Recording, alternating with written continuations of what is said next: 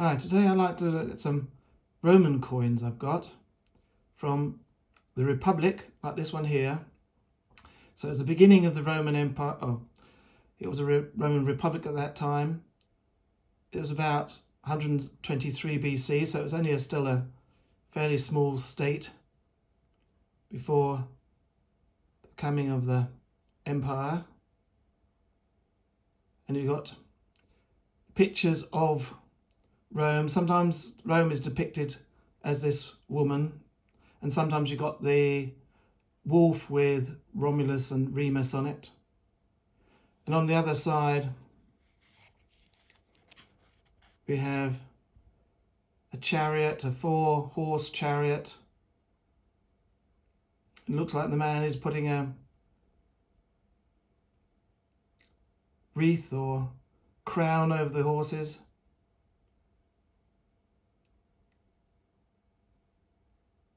So this is the beginning of the Roman Empire when it's still a republic. There's no head of a king or emperor on it. It's just a symbol of the empire, of the town or the city of Rome. This one's a bit later on. This is 90 BC. Again, you've got a head, not of an emperor or a king, but just of a symbolic figure of the city, still in the Republic times.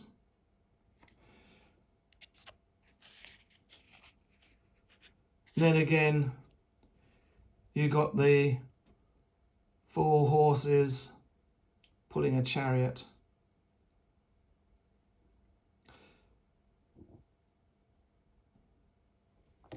Then later on, we've got the first one is Marcus Aurelius. He's got his small beard, quite pointy nose and curly hair. Marcus Aurelius Antonius was Roman emperor from 161 to 180 and a Stoic philosopher. He was a member of the Neva Antonine dynasty, the last of the rulers later known as the 5 Good Emperors, and the last emperor of the Pax Romana, an age of relative peace, calm and stability for the Roman Empire. So there he is. What I always find interesting, so you've got the thing that says Aurelius Caesar. So you have the head of the king, emperor in those days. So most people, 95%, maybe even 99% of the people, never saw the emperor, so they wouldn't have known who he was or what it was. But so these coins were a sort of like a propaganda. It showed the head of the most important man of the land, so that people could see the image of the emperor. On the other side, it's usually a picture of something like victory or a god. It looks like a man making a sacrifice at an altar. So these were partly to do with the image that was given, a propaganda to show the image of the emperor. So here was, now we're going to go into a number of ones that are quite closely related. This is a lady, or woman. It's got nice hair done there. Lots of braids, and a fashion my daughter gets into sometimes. It's quite a lot of braids and fancy. And Julia Domna was a Roman empress from 193 to 211 as the wife of Empress Septimus Severus. She was the first empress of the Severan dynasty. And she was actually born in what is today Syria from an Arab family.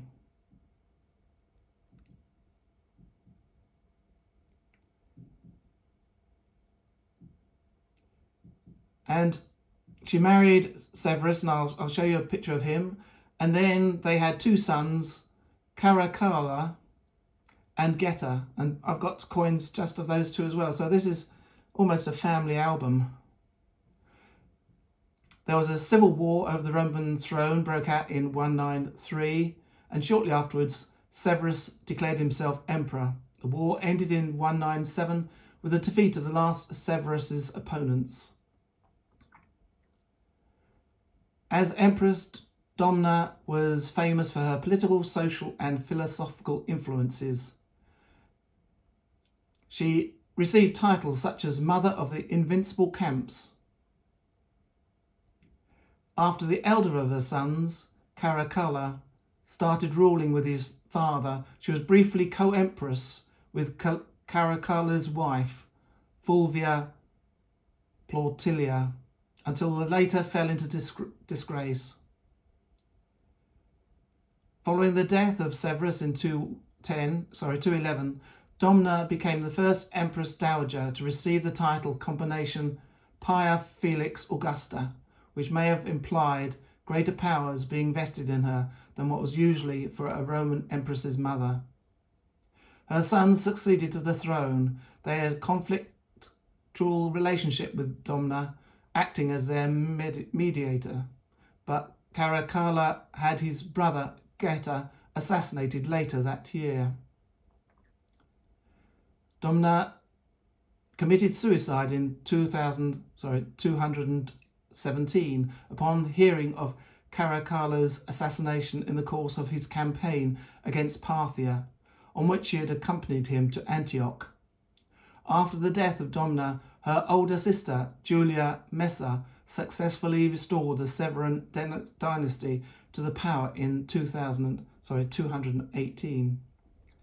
So you can see it's quite a tragic story of this family. So there she is. So you think that when this was melted, things were going well for her. Little did she know what the future was going to behold. Her both sons assassinated, one by their own brother. On the other side is a picture of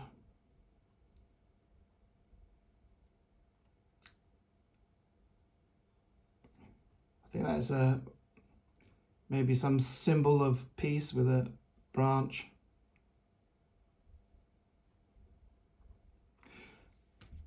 So this is her husband,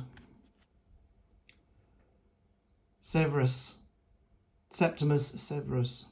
Sounds like something from Harry Potter, but there you go. See, I got a couple of coins here from him. So let's have a look at that. Get that good picture.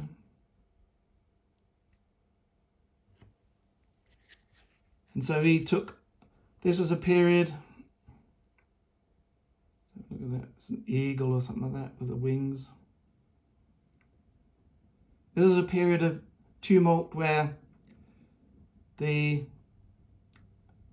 royalty didn't succeed one after the other. Sometimes it broke with revolts and revolutions, and people from the royal guard or other commanders took power and then suddenly brought their own families into possession for a little while until again somebody else took their position. So this is the sort of second part of the Empire of Rome. The classical ones like Julius Caesar and people like that had gone. Trajan, all those sort of things, Nero. And you're getting the second half where things were a bit more difficult.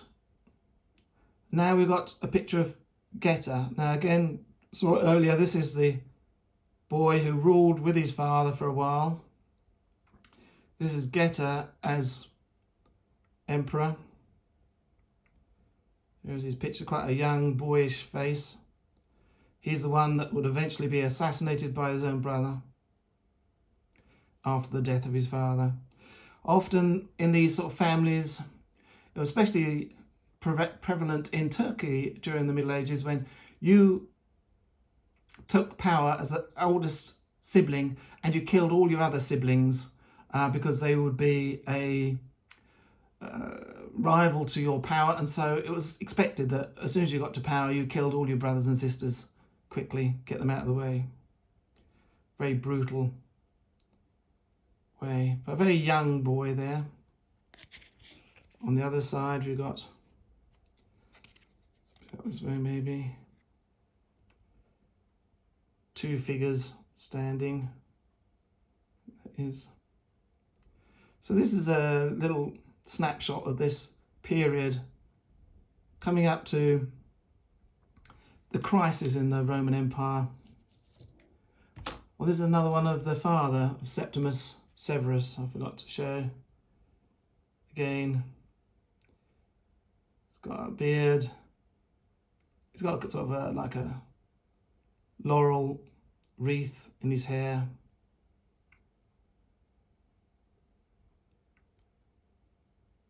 You can see there, Severus.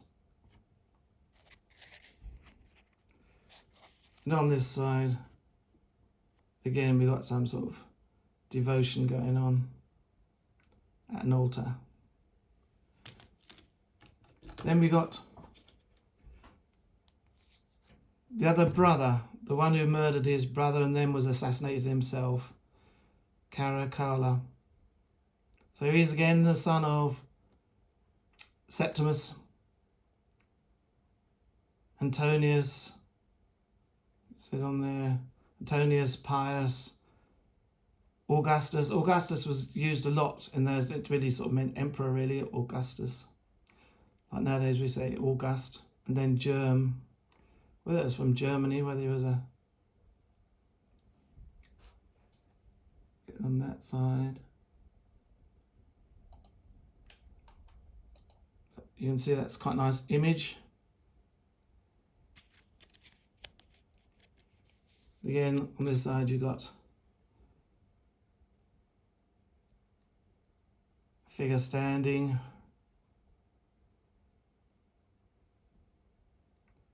A stick. It's quite. Now we're going to go on to a couple of later ones that came after them. Ottocilia, Severa,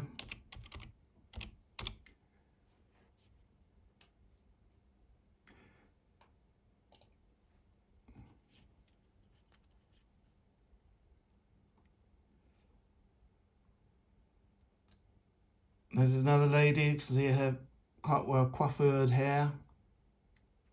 She was a member of the ancient gens Ottocilia of consular and senatorial rank.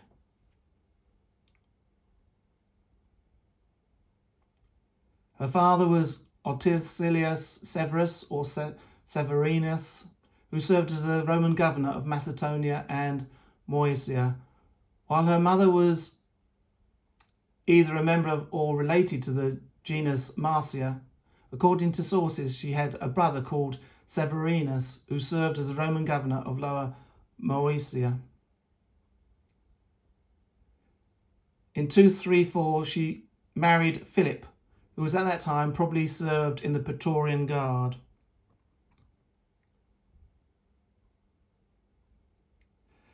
Under Emperor Alexander Severus, and they had at least one child, Marcus Philippus Severus or Philippus II.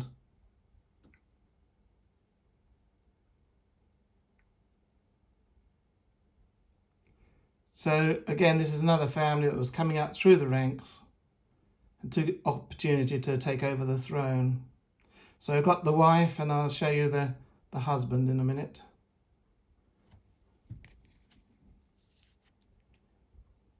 Again, we've got something like a standing figure of victory with a victor's halo and a staff, giving it away. And then her husband, Philip. The later monarchs have this sort of jagged crown. This looked like a crown with lots of little jagged things on it, which was much more of a later part of the Roman Empire. They all had these crowns rather than wreaths. You can just about see it there. So from these coins, you can see what happened to them. It was a very violent time. You never knew how long you would be in power. Power was for those who were strong enough and took it. But then when they took it, they had to keep it.